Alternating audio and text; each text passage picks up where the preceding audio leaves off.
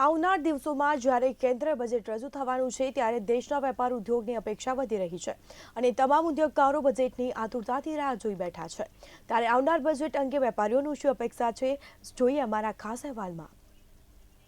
આવનાર દિવસોમાં જ્યારે કેન્દ્રીય બજેટ રજૂ થવાનું છે ત્યારે દેશના વ્યાપાર ઉદ્યોગની અપેક્ષા વધી રહી છે અને તમામ ઉદ્યોગકારો બજેટની આતુરતાથી રાહ જોઈને બેઠા છે।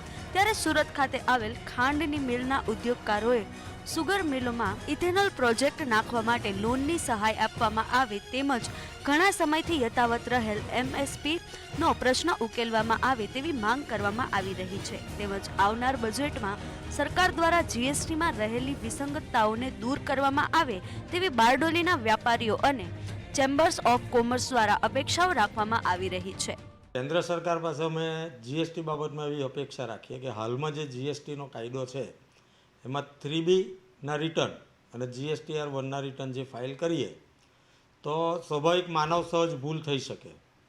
તો હાલમાં એ પત્રકો સુધારણા માટેનો કોઈ અવકાશ GST કાયદામાં નથી। તો કેન્દ્ર સરકાર પાસે અમે એવી અપેક્ષા રાખીએ કે 3B અને GSTR 1માં ભૂલ સુધારવા માટેની કોઈક એક જોગવાઈ કરે।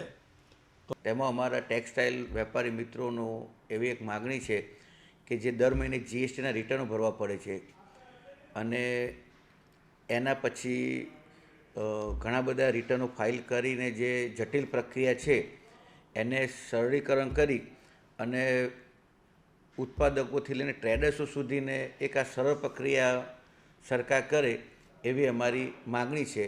આવનાર દિવસોમાં લોકસભાની ચૂંટણી પણ યોજાનાર છે તેથી કેન્દ્રમાં વર્તમાન સરકારનું આ અંતિમ બજેટ માનવામાં આવી રહ્યું છે। ત્યારે સરકાર દ્વારા આ બજેટમાં તમામ ઉદ્યોગોને મોટી રાહત આપવામાં આવશે એવું જાણકારો માની રહ્યા છે। ત્યારે ઉદ્યોગકારોની જે આશા અપેક્ષાઓ છે તે આવનાર બજેટમાં કેટલી ફળીભૂત થશે એ હવે જોવું રહ્યું। કેન્દ્ર સરકાર અને રાજ્ય સરકાર હાલ બજેટ બાબતે ચર્ચા વિચારણા કરી રહી છે અને અત્યારે આપણે જો વાત કરીએ દિલ્હીથી તો દિલ્હીથી સુગર ફેડરેશનના વાઇસ પ્રેસિડેન્ટ જે છે તે હાલ અત્યારે આપણી સાથે છે, સીધી વાત તેઓની સાથે કરીશું। કેતનભાઈ, હાલ અત્યારે જે બજેટ બહાર પાડવામાં આવશે કઈ રીતની આશા અપેક્ષા રાખો છો? કેન્દ્ર સરકારનું બજેટ જે હાલ 1લી તારીખે આવી રહ્યું છે એની અંદર અમારી અપેક્ષાઓ અને આશાઓ એવી છે કે અમારો મેઇન પડતર પ્રશ્ન છે MSPનો જે 31 રૂપિયા છે। ભૂતકાળમાં સરકારે એના માટે સારું કામ કરીને ખાંડ ઉદ્યોગને ટકાવવાનું બહુ મોટું ઉમદા કામ કર્યું હતું। પહેલાં 29 રૂપિયા અને ત્યારબાદ 31 રૂપિયા કરીને એમને ખાંડ ઉદ્યોગને ટકાવ્યો હતો, પણ હવે એ ટાઈમ ઘણો લાંબો થયો, મોંઘવારી ઘણી વધી ગઈ છે, પડતર પણ ઘણી ઊંચી ગઈ છે। તો અમારી ગણતરી એવી છે કે ભાઈ 37 રૂપિયા સુધી અમને મળે તો અમને અમારી પડતર પ્રમાણે 2 પૈસા ખેડૂતોને અમે આપી શકીએ સુગર ઇન્ડસ્ટ્રીવાળા, અને ખેડૂતોમાં 2 પૈસા વધારે મળે તો એ આમાંથી સર્વાઈવ થઈ શકે।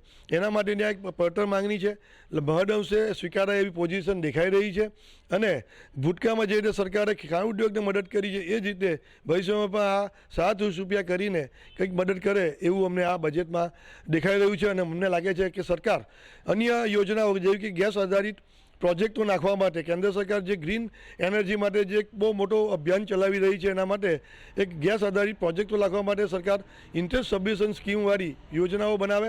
જેવી રીતે ઇથેનોલ માટે ઇન્ટરેસ્ટ સબમિશન સ્કીમો બનાવી છે એ જ રીતે આ ગેસ આધારિત પ્રોજેક્ટ માટે પણ અને કો જનરેશન માટે પણ સ્કીમ બનાવે તો જેને લઈને ગુજરાતની અંદર અને આખા ઇન્ડિયામાં મોટે ભાગે આ પ્લાન્ટો સ્થાપવામાં ઘણા ઈચ્છુક છે, પણ જે રીતે એનું જે મૂડીરોકાણ થાય છે અને એની પર જે વ્યાજનું જે ભારણ આવે છે તો એ વાયેબલ ન થવાના કારણે આ બધી પરિસ્થિતિઓ ઉદ્ભવે છે। જો સરકાર એમાં થોડોક ઇન્ટરેસ્ટ લે તો એમાં વાયેબલ થાય અને ખેડૂતો અને ખાંડ ઉદ્યોગ એમાં આગળ વધીને આ નવા પ્રોજેક્ટો સ્થાપે તો ખેડૂતને 2 પૈસા વધારવાનો ફાયદો થાય એવું દેખાઈ રહ્યું છે।